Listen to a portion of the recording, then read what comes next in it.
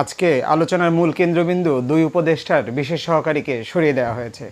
ঠিক কবে সরিয়ে দেওয়া হয়েছে বা এতদিন পর্যন্ত এই তথ্যগুলো আমরা জানলাম না কেন, সেটি যেমন একটি ধোঁয়াশা তৈরি করেছে, ঠিক একইভাবে ধোঁয়াশা তৈরি করেছে তাদের সরিয়ে দেওয়ার কারণ হিসেবে সুস্পষ্টভাবে কোনো কিছু উল্লেখ করা হয়নি।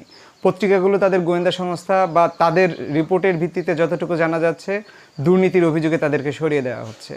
দুর্নীতির অভিযোগে যদি বিশেষ সহকারীদেরকে সরিয়ে দেওয়া হয়, তাহলে যাদের বিশেষ সহকারী তারা সেই দুর্নীতির সাথে কতটুকু যুক্ত, এবং যদি দুর্নীতির অভিযোগ সত্য না হয়ে থাকে তাহলে কেন তদন্ত ছাড়া তাদেরকে সরিয়ে দেওয়া হচ্ছে, এটি তাদের ব্যক্তিগত ভাবমূর্তি বা সম্মানহানির জন্য হুমকি স্বরূপ। অতএব এই বিষয়গুলো আমাদের জানা প্রয়োজন বা সাধারণ জনগণের জানার অধিকার রয়েছে। শেখ হাসিনার সময় দেখেছি শেখ হাসিনার পিয়ন 400 কোটি টাকা মেরে দিয়েছে, কিন্তু শেখ হাসিনা নিষ্পাপ, সেটি তো হতে পারে না।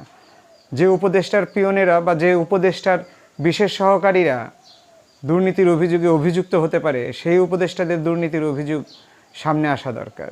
দুর্নীতির সাথে সেই উপদেষ্টারা কতটুকু যুক্ত আছে সেগুলো সামনে আসা দরকার, তদন্ত হওয়া দরকার এবং বিচার হওয়া দরকার।